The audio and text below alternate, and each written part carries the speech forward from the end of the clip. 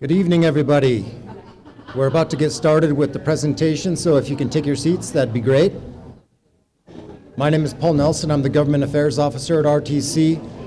I want to thank you guys, first of all, for coming out tonight. We know the roads haven't been very good for the last few days, so for you guys to come out here and have this discussion with us, we really appreciate it. Just so you guys know what we're going to be doing, we're going to have a presentation, should take maybe about 15 or 20 minutes. Afterwards, you guys can come on up to the microphone and give public comment, ask questions, or do whatever. So with that, we're going to go ahead and get things started. Brian Byrne is our project manager for this, and he'll be giving the presentation. Hey, Josh, get the volume up just a smidge.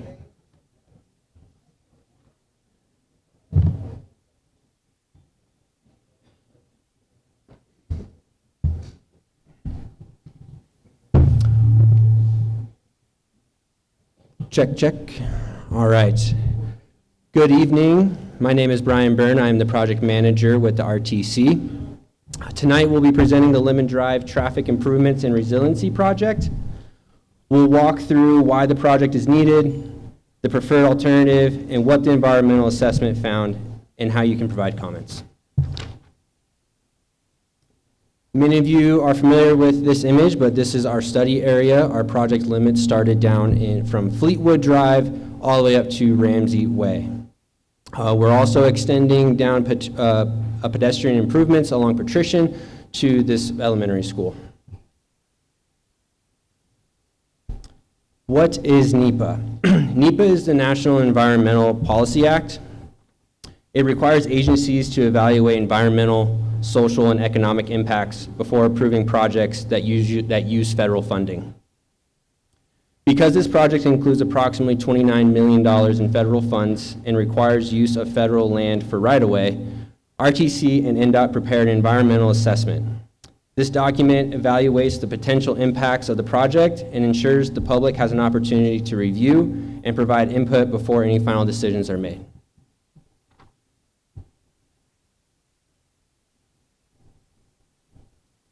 In 2017, Lemmon Drive was overtopped by floodwaters, resulting in emergency closures and significant disruptions to the community. Since then, Washoe County has spent substantial resources deploying temporary flood barriers and pumping operations.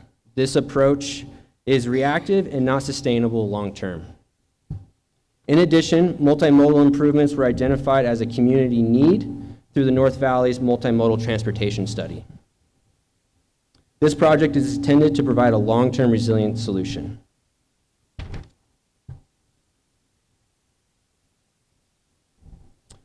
So what is the purpose of this project? The purpose of this project is to provide a long-term resilient transportation solution to the Lemmon Valley. First, it ensures that during major flood events, including a 100-year flood, at least one lane in each direction remains dry and accessible. Second, it improves safety and accessibility for all users by enhancing pedestrian and bicycle facilities. Third, it can reconstruct Lemmon Drive to meet current design standards and long-term regional transportation needs identified in our 2050 Regional Transportation Plan. And finally, it reduces the ongoing financial and operational burden associated with repeated flood response efforts.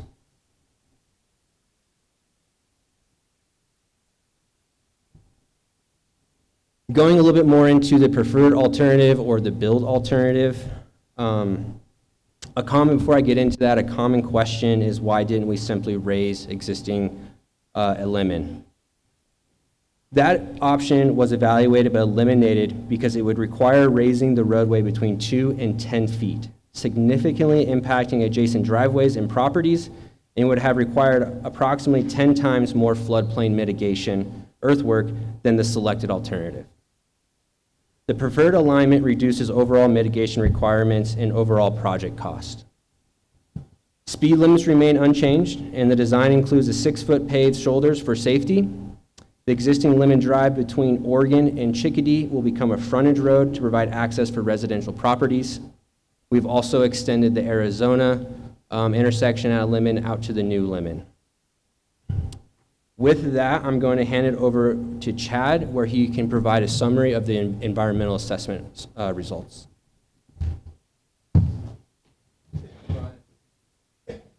Thanks, Brian. As Brian had mentioned, part of this project requires us going through the NEPA process and clearing out environmental resources and identifying the potential impacts to those resources. And if there are impacts, how could we find a process to mitigate them?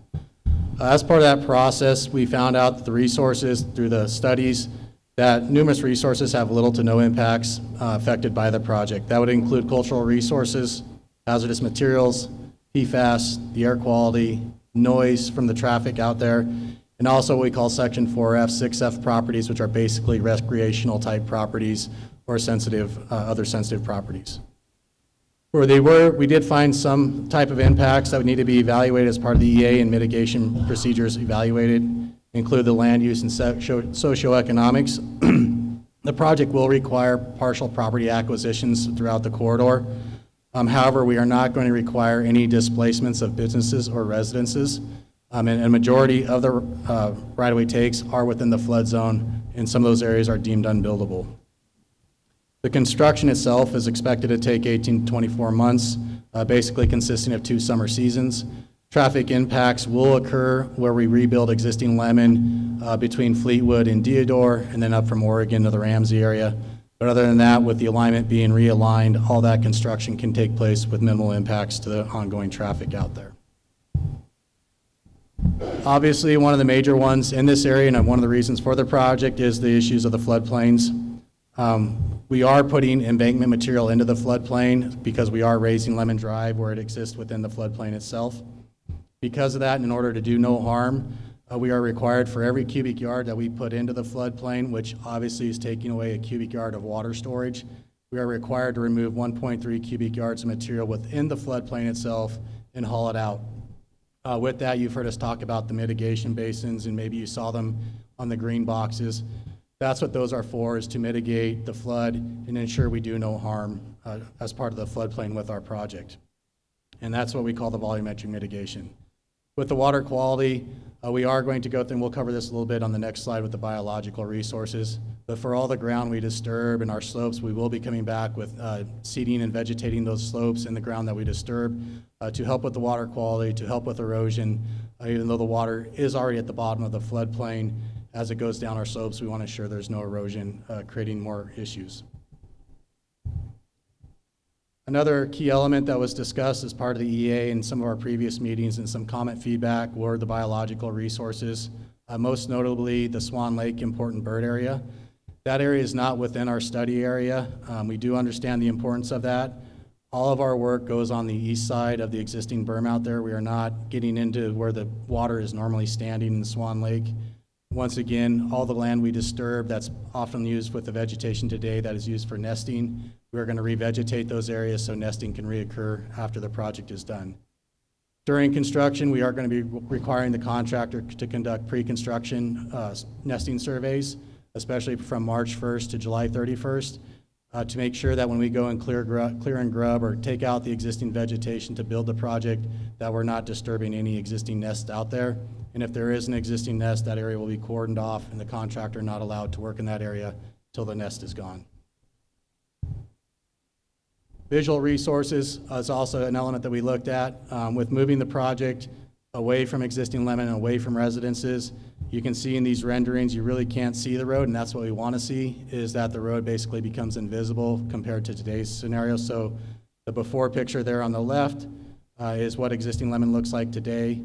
After, you can see off in the faint distance on the existing berm out there, you can see some light tans out there just to delineate where the road would be out there. All those areas, while there were some minor impacts, there were no significant impacts that required extensive mitigation. As we mentioned, in the EA does list our mitigation requirements that the project will require to adhere to not only through design, but into construction to make sure that any of those impacts are mitigated appropriately. There were no significant impacts at this point, and so that's why we'll be applying for a finding of no significant impact with the project, and that will conclude our environmental assessment and environmental process.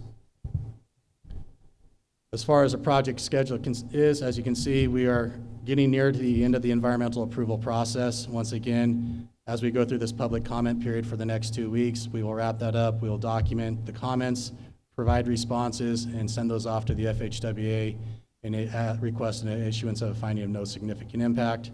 They'll review our comments to our responses to comments that will become part of public documents out there. From there, we'll wrapping up our final design. We'll also start the right-of-way acquisition process. We are not allowed to talk acquisition with any property owners until NEPA is complete. So that's kind of a key linchpin for us of getting this finding of no significant impact so we can start talking to property owners about acquisitions. Once again, no displacements, no significant acquisitions of private property except one major private property owner out there. And our goal is to have the right-of-way acquisition process done by the end of this year so we can certify our right-of-way and then advertise the project and start construction late this year or early next year and try to get out and do some clearing and grubbing before the nesting season begins. That concludes the presentation there. We do have a Q&A process coming up here that Josh will help us lead. We have plenty of ways you can provide comments, not only through the upcoming Q&A.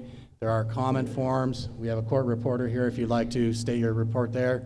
We also have our virtual website up with the QR code or northvalleyimprovements.com that you can go through and enter our virtual site and provide comments through the web. All those comments do go to our environmental staff, and so we are keep documenting all those responses, and they'll be part of our final documentation for the project.